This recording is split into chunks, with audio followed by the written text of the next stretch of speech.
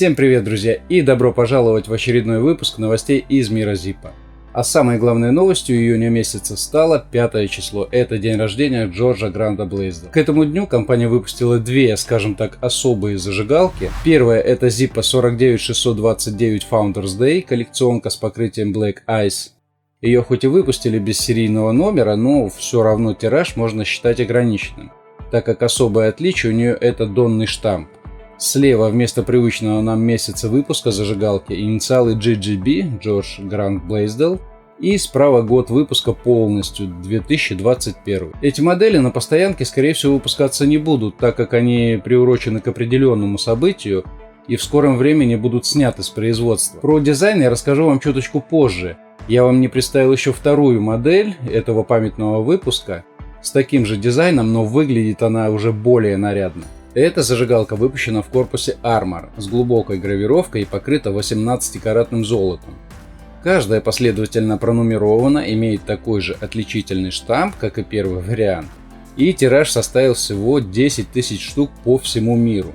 А вот теперь о дизайне, дорогие друзья. С одной стороны у них, как вы уже успели заметить, гравировка Founders Day с датой 5 июня и годом основания компании. А уже с другой стороны гравировка кольца самого Блейсделла, которую он заказал в 40-х годах у Tiffany & Company из Нью-Йорка. Дизайн для нее он разработал сам. На нем перевернутое изображение зажигалки в центре, сверху выгнутое слово Zippo, а снизу 1933 год, который стал годом выпуска первой зажигалки.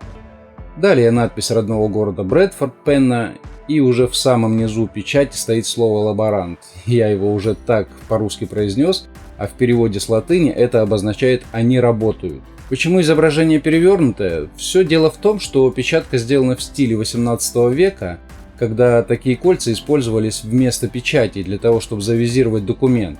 А перевернутое изображение правильно отображалось, когда вдавливалось в горячий воск. И, кстати, копию этой печатки имеет каждый член семьи Блейсделл, который принимал на себя правление компанией. Это дочери мистера Блейсделла Сара Дорн и Гарриет Вик, и нынешний владелец и председатель правления компании Джордж Дьюк. А вот что касается мероприятий в этот день, об этом мало известно в интернете. Единственное, что я нашел, это что Рон Орис, создатель клуба Bradford Zippo Ledger Club, также он является исполнительным директором фонда Файла and Sarah Blaisdell Foundation, и Джордж Дьюк раздавали свои автографы. А здесь уже Джордж Дьюк вместе с Чаком Райли. Я вам рассказывал про него, он не раз мне помогал в создании моих видео.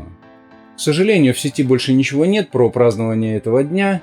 Ни на основном канале Zippo на YouTube, ни на сайте Zippo.com в отделе новостей ничего об этом не писалось. Скорее всего, это прошло тихо, скромно, по-семейному. И последнее, что хотелось бы добавить, это то, что ко дню основателя были выпущены не только эти две зажигалки, про которые мы говорили. Компания разработала дизайн еще для нескольких серийных моделей. Они хоть и немного простенькие, но свой шарм в них все-таки присутствует.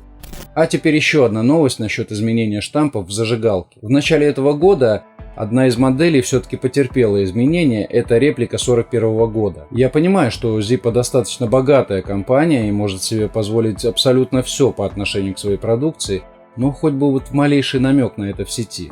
Абсолютно ничего.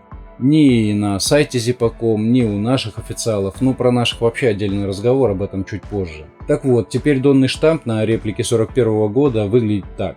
Вместо номера патента стали штамповать 1941 год со словом «реплика». Так же, как и на реплике 1935 года.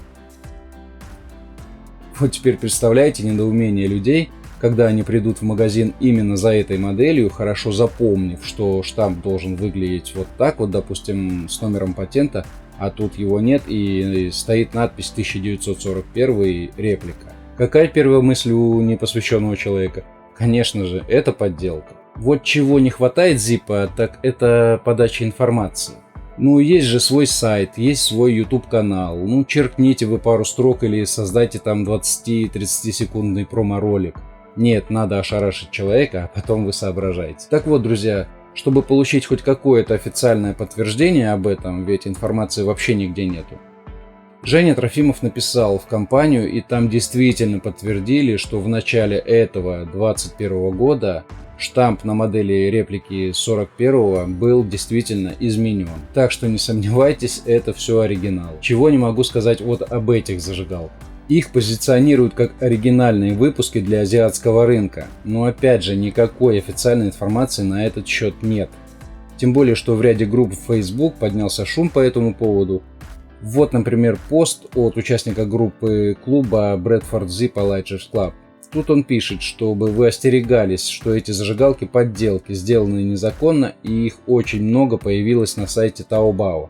Это оффсайт Зипа в Китае. Я начал разбираться в этой теме, многие администраторы групп не согласны с этим мнением и удаляют такие посты. В основном многие сходятся в одном, что это кастом, сделанный на оригинальной болванке с имитацией технологии 540 Color. И скорее всего это так и есть. Я решил узнать об этом у наших официалов, написал им на почту, что, мол, так и так появились вот такие зажигалки, их позиционируют как оригинальные для азиатского рынка. Не могли бы вы мне в этом помочь и внести ясность? Но, как обычно, ожидание намного отличилось от реальности. Вот что мне ответили. Ребят, вы о чем? Определить подлинность я и сам смогу. Я вас спросил, есть ли такой выпуск для азиатского рынка или нет. Естественно, ваш мастер скажет, что это оригинал, так как болванка-то брэдфордская. Ну, теперь вообще не вижу смысла писать официалам и для чего нужен там такой отдел по работе с клиентами, когда они не могут ответить, был ли такой выпуск или нет. Может быть, я в чем-то им прав, не знаю, но все-таки у них есть связь с компанией, и спросить, был ли такой выпуск для Азии, у них бы не составило труда, а потом уже сравнить. Но они решили ответить, как ответили. Вот так они работают. Мое мнение, это просто отписка. Так что, друзья, будьте аккуратнее с покупкой. Ну а если вам не важно, оригинальный это выпуск или все же кастом, главное, чтобы выполнено было красиво, а вот тут с этим не поспоришь, то можете прикупить себе для коллекции. Болванки-то оригинальные. Японские модели мы же все-таки покупаем. А вот то, что мастерам из Поднебесной не дает покоя популярность Zippo 540 Color, и они хотят подзаработать на этом, то пускай остается это на их совести. Самое главное, чтобы они успокоились с подделкой корпусов и инсертов. Вообще к кастомам я отношусь спокойно. Если ты можешь и это у тебя получается классно, то почему бы и нет? А вот как вы относитесь к этому, напишите в комментариях. Ну а на сегодня новостей больше нет. Всем хорошего дня и отличного настроения. Самое главное, не забудьте подписаться, чтобы не пропустить много интересного. Еще раз всем удачи. Пока-пока.